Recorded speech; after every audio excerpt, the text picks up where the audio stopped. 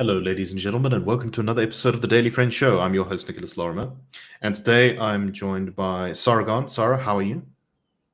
I am in my car. It's the only quiet place in Johannesburg, so here I come. I'm doing a big daily liberty today. Yeah, exactly. So if there are any connection problems or anything, we do apologize. Sarah is having to make do. I, of course, have had chainsaws going the entire day next to where I record, but it seems to have quieted down now, so hopefully that maintains. And also joining us, we have current Chief of Staff and soon-to-be CEO of the Institute of Race Relations, Dr. John Endres. John, how are you? Very well, thank you. And my contribution to the concert will be dogs barking. Excellent, excellent. So we're going to have lots of good background noise, for which I do apologize in advance. We do our best, but these things are unavoidable sometimes. I saw also yesterday that I was coming in for some criticism on the show, among things that I was too jokey, and also that people were criticizing my magnificent facial hair. And it's difficult to tame such a fearsome beast. So I do hope you will bear with my hideous visage. But anyway, let us get on to the serious matters of the day. And the first one is, well, let's put it like this. There's, I think, a very popular sentiment on the left, particularly among younger people, that, billionaires are this, or billionaires, millionaires, these people are sort of shifty, untrustworthy, slimy people controlling all of society, and they need to be made to pay their fair share. You see this more in the West, but I think it's also prevalent, at least among some people here. But of course, what a lot of people fail to point out is that the very rich actually do pay an enormous amount of the tax take around the world. And it is no different in South Africa. In fact, in South Africa, we have a very large percentage of the tax income that the government gets paid by a relatively small group of people. And that number is shrinking, which is not terribly good. So revenue from the three highest brackets in the tax bracket will fall by 8%, which amounts to about 22.6 billion rand this year. There's also a reduction in the number of taxpayers earning 1.5 million rand or more, which is going to shrink 9.6% in this fiscal year.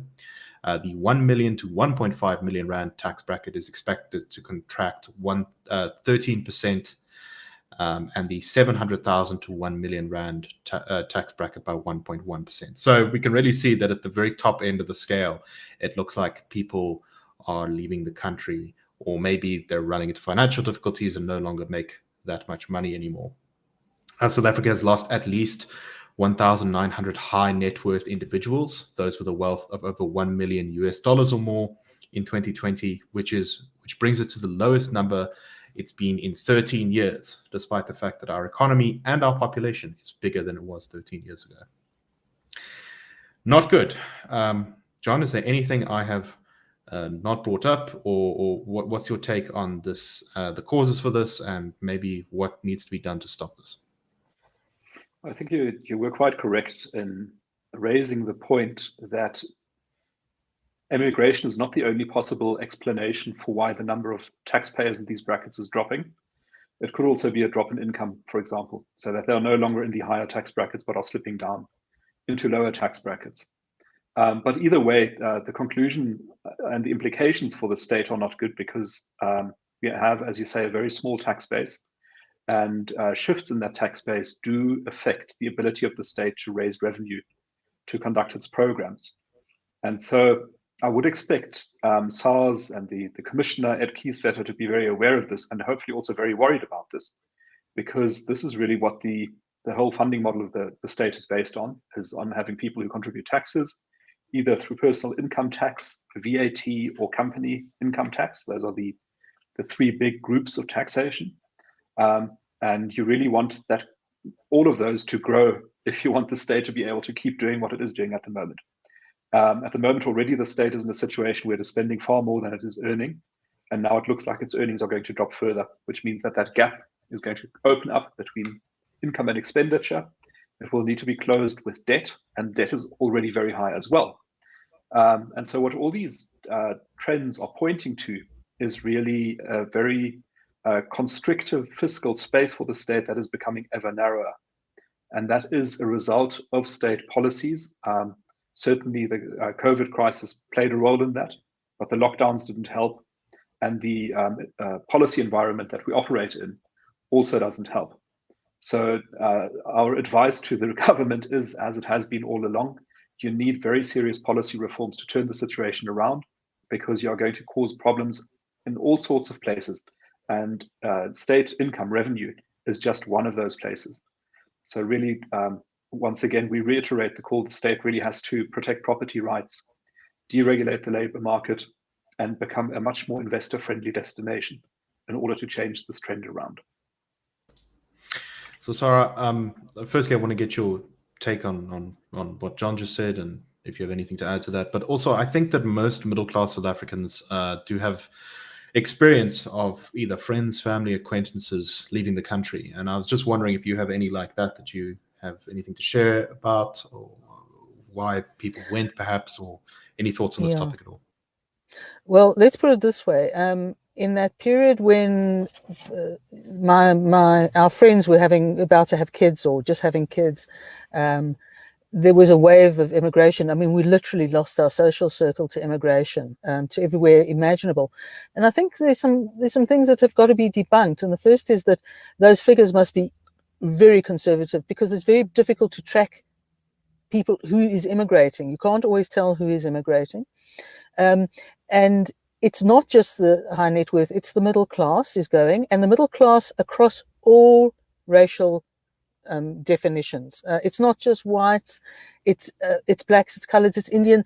People who are going, who do not see, who are so disillusioned with South Africa. And frankly, as John sort of indicated, there's nothing to be but disillusioned at this point. I mean, pandemic aside, there is nothing to encourage people to stay other than their love for the country. And I think at this point, it's really wearing thin. You need a free market economy. You need people to have choice, and you need people to own property. Otherwise, they're insecure, and insecurity breeds uncertainty. Uncertainty makes you leave, because you go looking for those things that you can't be sure about. And the government is doing absolutely nothing right on that score. So I think, and the other thing to bear in mind is they might consider R1 million a year or more a sort of high net worth, which relatively in this country would be high net worth. But if you think about it, what was that figure? 33,000 public service employees who earn over R1 million a year. Those are the sort of people in the private sector who are going, and they're going in very, very large numbers. I can only sort of give you a sort of anecdotal sense of it, but people are talking about it and acting on it in a way I've never seen. And as I say, 20 years ago, 25 years ago, our social circle disappeared for reasons of uncertainty. Now we stuck it out, and the government is just making our lives hell. It's very interesting looking at people I went to school with.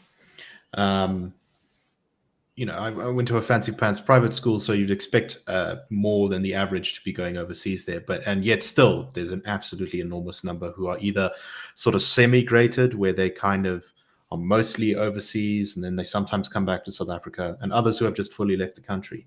So I think that's actually probably, I haven't seen data on this, but I would not be surprised if young people with university education and money are disproportionately a very large chunk of the people who have actually left the country in recent years. And that is, of course, your future professional class, who are going to be the people who run things. And Sara, I like the point you brought up there about civil servants getting a lot of money. I think there are middle managers in the SABC who outnumber members of parliament and also out-earn more than them. So it's crazy. Anyway, John, any more thoughts to add? Yeah, so one thought is that, as Sara pointed out, those income brackets that you mentioned really are upper middle class, maybe upper class kind of income brackets, but they're not high net worth individuals. So the high net worth individuals, I think, according to the definition, is people who have assets worth over $1 million, which is like 15 million rand. And so, if you're earning R1 million per year, you're not going to get to 15 million rands worth of assets very quickly. That's very hard to do. And getting back to your point, Nicholas, of the capitalist exploiter class leaving and that being a good thing, obviously not true. And the reason for this is that wealthy people employ their money to do things with. So you mustn't think only about them spending it on expensive stuff and then paying a bit of VAT on that. That's not what it is really about. What it is about is that they'll have the money, for example, in a bank account where it can be loaned out to other people seeking credit, or they will invest it in a company and allow this company to offer something to the market that is valuable, to generate value, to generate wealth and employment for the people that work in those companies. So this is really, what the other side of the equation of being rich is that your money is doing work in the economy. And when you have wealthy people leaving the economy, taking their money with them, that money is no longer available there to do the work that it's meant to be doing. So it really is not a good situation. And also you get the signaling effect, where people say wealthy people look around themselves and they look at their circle of friends who might be in similar income categories as them. And, as their friends start leaving, they start getting worried and, feeling lonely and wondering if they really should hang around here. And, you can get a sort of snowball effect, which is really not good at all. Yeah. No, I think that's exactly right. And yeah, as if with every millionaire who leaves South Africa, the space that government has to operate in gets smaller, and so every day we are the need for serious free market policy reform becomes more urgent. Speaking of perhaps how we got into this state of bad policy, let us move on to our next topic, and that is we're going to sort of combine two together under a theme of not really taking democracy that seriously. So the first one is, of course, President Jacob Zuma, who he was arrested recently. And I think, to the surprise of no one, I think we may even on this podcast have suggested that this was going to be the case. After he was arrested, fairly shortly after, he ended up in hospital and received not quite medical parole, but he's not in jail at the moment. He's the military who was responsible for his medical upkeep and care says that he had put off a very important operation or procedure, and he is now going through that, or else it would have been a risk to his life. Fair enough. But unfortunately, as people have pointed out, this is very close to his court date where he's going for his corruption trial, and he is using this as a reason to not have to attend his corruption trial and in fact to postpone it. He submitted a doctor's letter to the Pietermaritzburg High Court calling for this postponement of his case, but the state said, quote, "The doctor's letter doesn't identify the medical condition of which he suffers at all, and says quite perplexingly that it was a condition that he required extensive emergency procedures, which have been delayed for 18 months. So obviously we don't know what the truth of the matter is, but I'm a bit skeptical. And at the same time as Jacob Zuma is continuing to, even from sort of behind bars, play fast and loose with the justice system, the ANC has redeployed the Minister of Defense, or at least the previous Minister of Defense, and they've nominated her as the next Speaker of the National Assembly, so the Parliament. Sarah, let's start with you. Your thoughts on these two developments. And it was John suggested beforehand that this was evidence that democracy was not really being taken particularly seriously. Do you agree with that assessment? I think that's an understatement. I think they are, and Zuma in particular, he's not a Democrat. He's taking advantage of the democratic institutions, and he's taking advantage to make sure that our money is spent on every delay that he gets, because we're paying the state, even if we're not paying for him. And he is giving the middle finger to democracy, frankly. So operations may have been delayed for 18 months. I cannot imagine why that would be. He's been doing nothing for 18 months except delaying court action.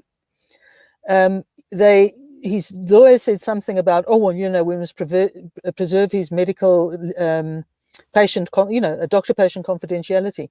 Well, courts work on the basis that information can be kept confidential before the court and not released to the outside. So the judge does need to know in the circumstances what it is and why it is that he cannot appear in court. So I just think he's lying. I think his doctor's probably lying as well, or at least massaging the truth in order to try and buy him time.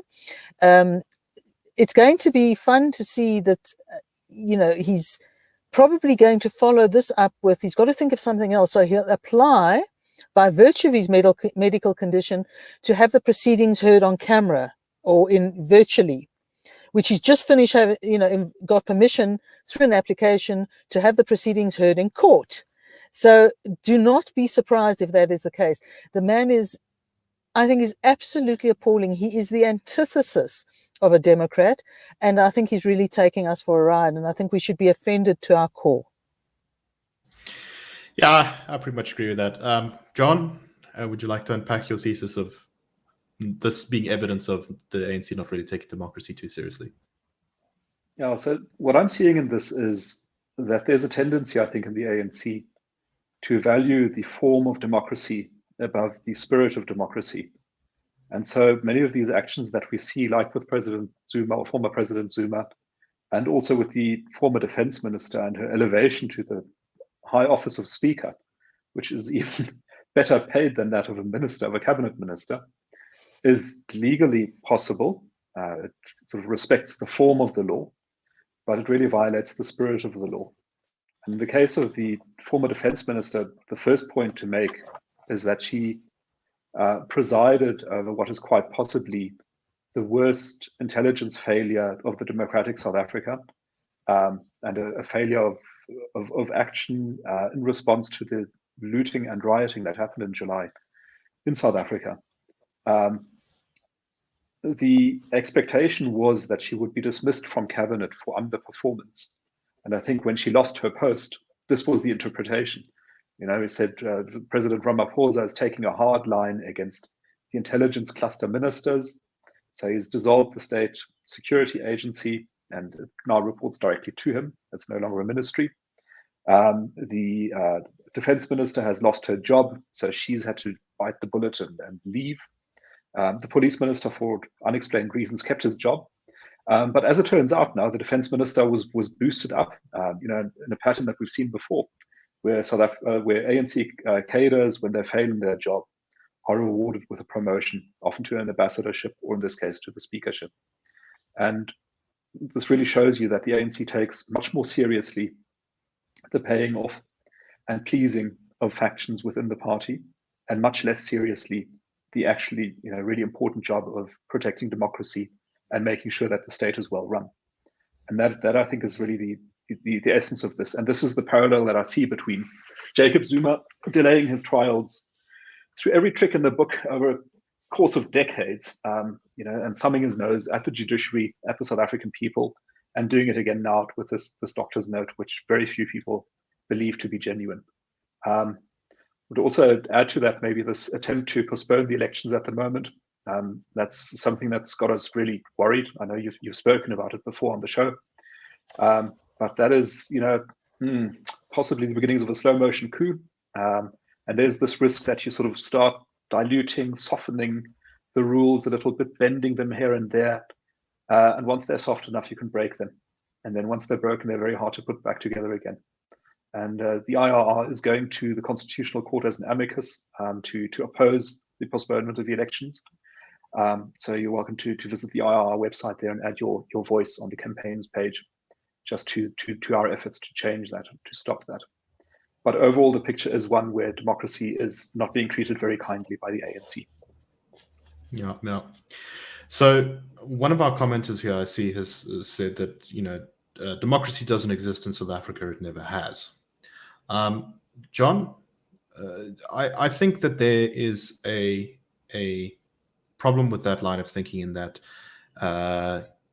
it leads you into a kind of hopeless nihilism, and things actually can really get worse. South Africa has never had a perfect democracy. but we still have had some value out of it. Or am I wrong about that? Is our commenter right? What's your take on that, John? A point that the outgoing CEO, Frans Cronje, makes quite often is that South Africa has never really been well governed throughout its 400-year history or so, to the benefit of all the people of the country, with maybe a short period between 1994 and early 2000 where things were sort of more or less okay.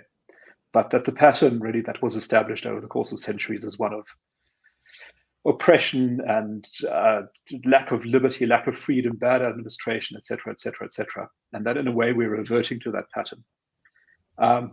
I think that it is concerning. I don't think it is a reason for hopelessness. And the main reason for hope, really, I think, is the South African people, who are in the main moderate and have very decent values, which also explains why the EFF is not making greater inroads in elections. But they are badly governed, and I think they are being abused by the government. And that is something that I think we can only turn around through on the political route.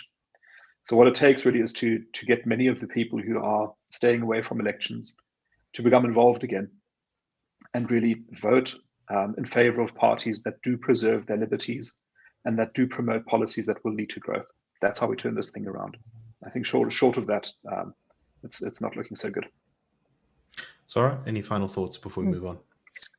Yeah, I think it just highlights that we've got to always temper our expectations with democracy, because democracy is to some extent, in a greater or lesser extent, affected by the structures, the rules, and the parties that get dominance. And you are to some extent very much in the hands of the party, and we happen to be in the hands of a party that is trying to head us towards a national democratic socialist revolution, or whatever we now call it. And when even the diehard socialist countries that are left, and there are not many of those, such as Cuba, are upending and having to allow something of a private sector, etc. So much does depend on who's in power, which means that the South African voting public has the power to change the party that governs them. That's what democracy does leave you. But we are in a situation where 27 years or nearly 27 years of abuse at the hands of the governing party means that you've actually got people who feel, I suppose it's almost like a Stockholm syndrome situation, beholden to the people who've been treating them badly in case they get treated any worse. So I certainly would hope that people can be persuaded that if you change your party, it could be for the worse, but it certainly could be for the better. Right, and that's exactly why playing around with elections is such a bad idea. Exactly as it seems like the ground is shifting and the ANC's political dominance is coming to an end. Suddenly our elections are being postponed. It's not. Doesn't fill one with confidence. Anyway, if I may, Nicholas, there's a really important point about that, is that democracy is like a pressure release valve. It's a safety valve. In other words, in any country, there will always be people who want to achieve different things in different ways. There will be conflicting ideas, and there is a risk of actual conflict, because people need to figure out who gets to decide how things get run. And you can do this through war, which happens often, and violence, or you can do it by voting. And that is why, maintaining the sanctity of democracy and of elections is so important, because you need to have this ability to replace a bad government with a better one without violence. And if you tamper with that safety valve and you sort of stop it up and prevent it from working properly, then you get more violence. To some extent, that is what we're already seeing in South Africa with the increase in the number of violent protests over the past 10 to 15 years. They've really increased. I think as a share of all protests, 30% of protests are now violent. And I think that is driven to a large extent by the sense of people, firstly, desperation, but also that voting doesn't make a difference. No matter how you vote, you still get ANC. And you need to change that mindset and explain that you can actually change that through your vote, because we are a free country. But yes, that is the safety valve argument for democracy. I think is very important.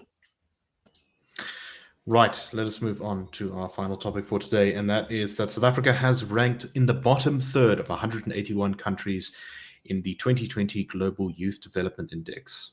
This is an index of countries that is created by the Commonwealth Secretariat. And basically, it looks at young people around the world in various countries. So that's people between the ages of 15 and 29. And it says, how are they doing? Are they in school? Are they educated? Are they in work? Are they voting? Are they participating in democracy? There's a large number of things that it looks at to rank countries. The highest score is zero. The highest score is 1 and the lowest score is 0. South Africa was among the 44 countries with the medium youth development rating. The bottom countries were, sorry, I've lost them here. Niger was one of them, and the highest countries were places like Slovenia, Norway, Malta, and Denmark. Sorry, the bottom countries were Central African Republic, South Sudan, Afghanistan, and Niger. And the top were Slovenia, Norway, Malta, and Denmark, which is fairly unsurprising, with Singapore at the very top of the list for the first time ever in this index's history. The countries that improved the most were Afghanistan, India, Russia, Ethiopia, and Burkina Faso. And the countries that did the worst, unsurprisingly, Syria, Ukraine, Libya, Jordan, and Lebanon, all countries that have had very serious violent unrest and military invasion, all that kind of thing. John, this kind of ties back into everything else we've been talking about in the show, doesn't it? That we're not doing so great for youth development. I think recently on the show, we talked a little bit about the Youth Development Agency, and we asked really, what does it do? Or whatever it's doing, it's not doing it very well, apparently. Yes. Yeah, unfortunately. I'd like to tie this into the idea of prospects. So countries in which people don't see prospects for themselves tend to be more violent and more polarized and have more unhappy people in them. Countries where people do see prospects for themselves are usually more peaceful, and they also advance faster. If we look at the GDP per capita, average GDP per capita for South Africa, we see that that hasn't increased in South Africa over the past decade. And in relation to the rest of the world, we're falling further back. And the effect of this really is that especially young people who've got the most to look forward to, they've got the longest remaining lifespan, are most affected by this. They also have very high unemployment levels, I think 75% on the expanded definition. The education isn't great, and we're really creating an untenable situation for the young people of South Africa. They can't really see where things are going and how things are going to get better for them. That is the question that needs to be answered. And so the skilled leave and the poor riot. Yeah, I mean, that's what it boils down to. Sarah, final thoughts. I think the problem is that confident countries that are doing the best for their citizens stick to one thing well. For example, providing your basic education. Our government tends to provide basic education, which is poor, and then there's a program, and there's another program, and then there's a development agency. And not only are there too many things that don't really do anything, but also they're missing the fundamental that government isn't best placed to train people for employment. It's the private sector that needs people that is the best for training people for employment. So governments attempt to sort of, a few tens of thousands here, 1,000 there. It's all pretty much irrelevant in the larger scheme. If you don't get the basic education right, those things become irrelevant anyway. Very well said. All right, that is all the time we have for the show today. So thank you very much, everyone, for watching. I see we also even have some people watching us from overseas. So it's good to have you guys having a look at what's going on in SA. If you want to support the Daily Friend show and the Institute of Race Relations, which powers the Daily Friend, you can SMS your name to 32823. It's on the banner behind me. We'll call you back and sign you up to become a monthly donor to the Institute of Race Relations. Small amounts, 100 Rand a month. And that really helps us to go a long way. When people ask who funds us, the answer is actually you guys. It's not it's not some dark, shadowy cabal of evil taskmasters who control our every thoughts and ways. It's ordinary people like you who think that what we're saying is an important addition to the South African debate. Anyway, we'll see you tomorrow on the Daily Friend Show, and we hope that you have a wonderful day. Cheers, everyone.